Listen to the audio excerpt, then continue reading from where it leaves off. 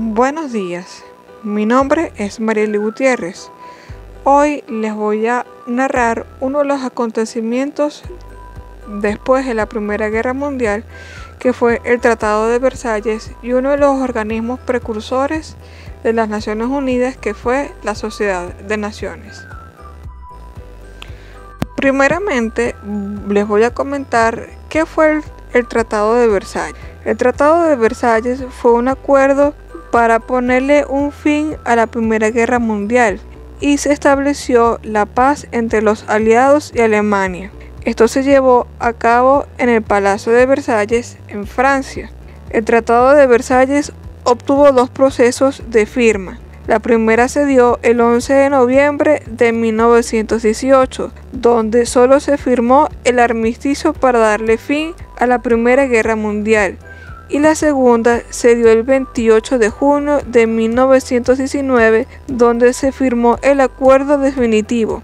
Sin embargo, el acuerdo se puso en práctica el 10 de enero de 1920. ¿Y cómo estaba estructurado este tratado? Bueno, este tratado estaba estructurado por diferentes cláusulas territoriales, militares, morales, políticas, económicas y laborales. Se encontraban en francés, inglés y alemán. El impulsor y depositario fue el gobierno de Francia. Uno de los puntos más importantes del tratado consistió en reconocer a Alemania y sus aliados como responsables de la guerra, en general de la Primera Guerra Mundial, e imponerle importantes concesiones territoriales, así como grandes indemnizaciones monetarias. Ciertos autores desmienten que Alemania o tienen la teoría de que Alemania no simplemente fue la responsable de la Primera Guerra Mundial o cómo finalizó la Primera Guerra Mundial, sino que todos los países tuvieron su cuota de responsabilidad, pero como Alemania fue la derrotada, tuvo que asumir la responsabilidad de esto. Dentro de este tratado hubo varios puntos mucho más específicos, los cuales fueron la reducción del ejército alemán a 100.000 hombres. También hubo mucho material militar y naval alemán que debió haber sido entregado a las fuerzas aliadas. También se le prohibió a Alemania la fabricación de armamentos de guerra y además el pago de más de 30.000 millones de dólares a las fuerzas aliadas para la reparación de sus territorios, en este caso que lo debería hacer Alemania. Aunado a eso, Alemania debe aceptar toda la responsabilidad material y moral de la Primera Guerra Mundial, así como grandes territorios alemanes que fueron otorgados a las fuerzas aliadas.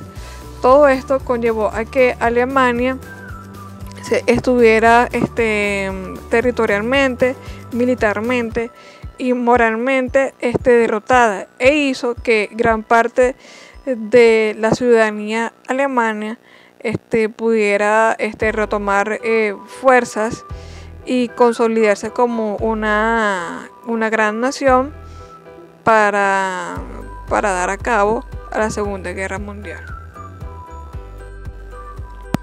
Sin embargo, hubo varias causas y consecuencias con respecto a este Tratado de Versalles.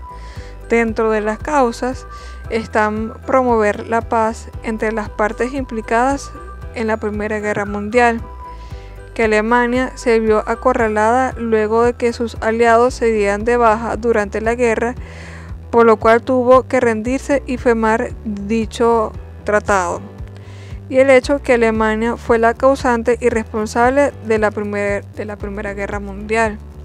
Dentro de las consecuencias, tuvo que Alemania la pérdida del 13% de sus tierras, también el gran golpe a la economía alemana, ya que se vio obligada a pagar una enorme suma de dinero por indemnizaciones y también reparaciones de los territorios implicados, así como una fuerte pérdida de poder militar que luego fue recuperado por Adolf Hitler.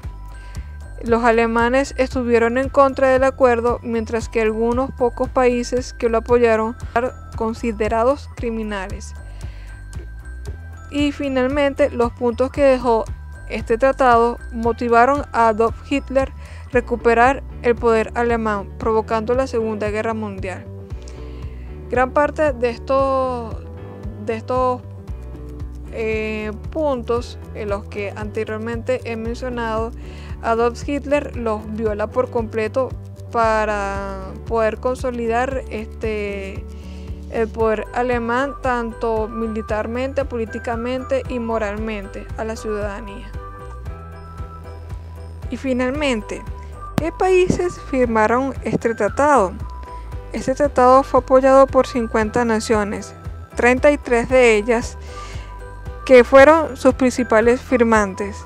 Dentro de ellas están Francia, Reino Unido, Alemania, Italia, Estados Unidos, Australia, Bélgica, Bolivia, Brasil, Canadá, China, Cuba, Checoslovaquia, Ecuador, Grecia, Guatemala, Haití, Ejas, Japón, Honduras, Liberia, Nicaragua, Panamá, Perú, Polonia, Portugal, Rumania, Sudáfrica, Croacia, Serbia, Eslovenia, Tailandia, Uruguay, Nueva Zelanda e India Británica. Algunos de estos países, tanto latinoamericanos como de Asia, no estuvieron directamente involucrados, pero pertenecían parte de una colonia o daban las herramientas necesarias, tanto armamentísticas, de hombres también, para que se diera tanto la Primera Guerra Mundial como posteriormente la Segunda Guerra Mundial. Ahora, ¿en qué consistió la Sociedad de las Naciones? La Sociedad de las Naciones fue la precursora de las Naciones Unidas, concebida durante la Primera Guerra Mundial. Esta sociedad se estableció en 1919 en virtud del Tratado de Versalles que anteriormente le he comentado, para promover la cooperación internacional y para lograr la paz y la seguridad entre cada una de ellas. A pesar de algunos éxitos iniciales, la Sociedad de las Naciones no pudo evitar la Segunda Guerra Mundial. A partir del 20 de abril de 1946, la Sociedad de Naciones dejó de existir, tras haber entregado todos sus activos a las Naciones Unidas y habiendo otorgado a la nueva Secretaría de la ONU el control total de su biblioteca y archivos. ¿Qué organismos y organizaciones internacionales estuvieron previos a la Organización de las Naciones Unidas? Los estados crearon organizaciones internacionales para cooperar en asuntos específicos, como la Unión Internacional de Telecomunicaciones fue fundada en 1865, así como la Unión Telegráfica Internacional y la Unión Postal Universal, que se crearon en 1874. Ambos son ahora organismos especializados en las Naciones Unidas. En 1899 se celebró la Conferencia Internacional de la Paz en La Haya. Eso es una ciudad que queda en Holanda, para elaborar los instrumentos encaminados a elaborar la crisis pacíficamente, prevenir la guerra y codificar las normas de guerra.